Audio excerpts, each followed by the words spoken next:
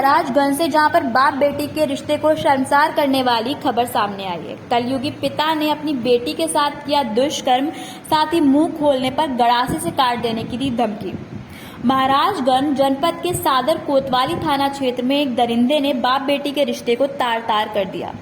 पीड़िता ने बाप पर दुष्कर्म का आरोप लगाया है। आरोपित ने बेटी के साथ दुष्कर्म किया और मुंह खोलने पर गड़ासे से काटने की धमकी दी। पीड़िता कुछ दिनों तक मुंह खोलने से चुप रही, लेकिन हिम्मत जुटाकर वह कोतवाली थाना पहुंची तो पुलिस ने भी उसकी मदद करने के नाम पर थाने के चक्कर लगवाए। थक हार कर वह आज एसपी से मिलने पहुंची। एसपी डॉक्टर कौस्तुभ ने मामले को गंभीरता से लेते हुए सीओ सदर को जांच का दोषी के खिलाफ कार्रवाई कर निर्देश दिए हैं। दरअसल पहली पत्नी की बेटी थी पीड़िता, झांसा देकर बुलाया था घर। 20 साल की पीड़िता कोतवाली थाना क्षेत्र निवासी आरोपित अली रज्जा की पहली पत्नी की बेटी है।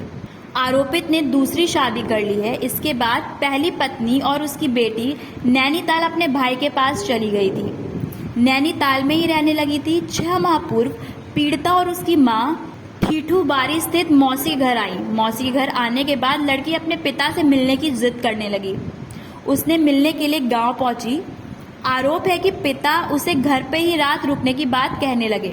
तब उसने बताया कि वह बिना मां को बताए आई है। इस बीच आरोपित ने बेटी का मोबाइल नंबर ले लिया और फिर उसे मौसी घर जाने के लिए किराया देकर भेज दिया।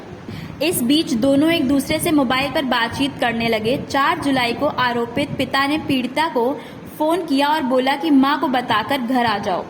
इसके बाद वह पिता से मिलने घर आई। घर में कोई नहीं था। पूछने पर पता चला कि आरोपित की दूसरी पत्नी मायके गई हुई है। इस बीच आरोपित पिता उसे बहला फुसलाकर घर के कमरे में ले गया, उसके साथ दुष्कर्म किया और जान से मारने की धमकी देने लगा। किसी तरह पीड़िता उसके चंगुल से बाहर निकली। पीड़िता और उसकी मां ने बुधवार को एसपी डॉक्टर कौस्तुभ से मिलकर आरोपित पिता के खिलाफ कार्रवाई की मांग की। पीड़िता ने यह भी कहा है कि कई बार कोतवाल और महिला थाने में वह न्याय के लिए गई, लेकिन उसे इंसाफ नहीं मिला। फिलहाल एसपी के निर्देश पर पुलिस आगे की कार्रवाई में जुट गई है और एसएसपी ने बताया कि सीओ सदर इस मामले की जांच करेंगे। जांच में जो बात सामने आएगी उस आधार पर कार्रवाई की जाएगी। कभी साल में आऊँगी, कभी 6 महीने में, कभी 2 साल में मैं आती रहती हूँ। तो जब भी आऊँगी तो मैं रुकने के लिए मेरी जगह है कोठीबारी रामनगर, मेरी बहन रहती है वहाँ पे। तो वहाँ रुक के मैं अपना तारीख देखती हूँ। इस बार ये जिद करने लगी कि अम्मी मैं भी साथ में चलूँगी। मैंने कहा चल घूमिया, तू भी काफ़ी टाइम हो गया तू गई नहीं वहाँ। तो ये आई तो कह रही अम्मी चलूँ, मैं भी चल रही कोर्ट में। फिर इतने में इसका बाप आया था तारीख पे देखने, उसकी नज़र पड़ी। फिर किस तरीके से इसका नंबर लिया, उसने नंबर ले लिया, फिर कॉल किया, मैं बेटी तुझसे बाद में बात करूँगा। तो मैंने कहा हो सकता है बाप है, इसका दिल पिघल जाए आपसे, मेरा कुछ नहीं हुआ तो कम से कम लड़की का हो जाए कुछ, अपने साथ ही रख लीजिए। लड़की जवान हो गई, कब तक मैं रहूँगी, भाई के साथ रहती हूँ। छोटा भाई है मेरा, वही कमाता खिलाता है हमें और हमारी बेटी को और हमारी माँ को। हमारा हो गया 15-16 साल से मुकदमा चल रहा। खर्चा का आर्डर हुआ 3000 रुपये।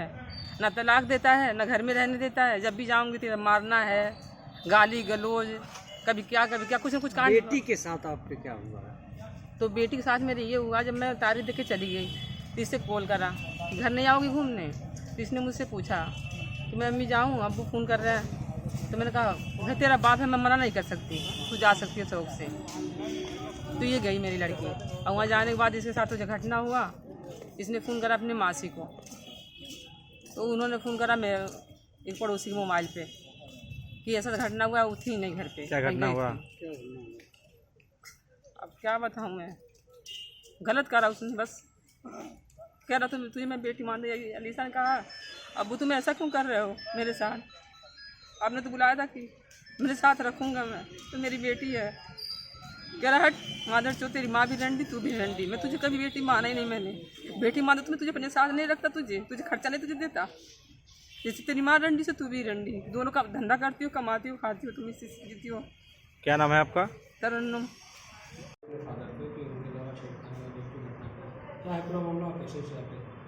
ये थाना कोतवाली क्षेत्र में एक महिला द्वारा एक प्रार्थना पत्र दिया गया है।